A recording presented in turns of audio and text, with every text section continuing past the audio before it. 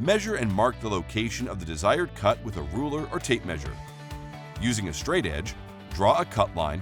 Using C-clamps, firmly secure the sheet to a flat surface with the marked cut line hanging at least 1/2 inch beyond the work table edge. To reduce the heat generated when cutting HDPE plastic, use a spray bottle to spritz water on the sheet. Align the saw blade with the marked cut line.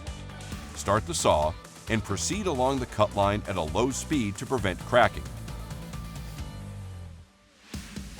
Keep the saw speed slow to prevent overheating and melting the HDPE plastic. Continue the cut to the end of the sheet, letting the offcut fall to the ground. Do not force the saw along the cut line. This may chip or gouge the plastic. If necessary, use a soft cloth to dry the surface of the sheet and lightly sand the cut edge with 120 grit sandpaper to smooth any rough edges.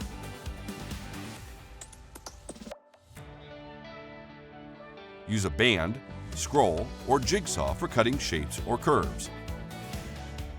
Regardless of the type of saw, it is important to use a blade designed specifically for cutting plastic sheets.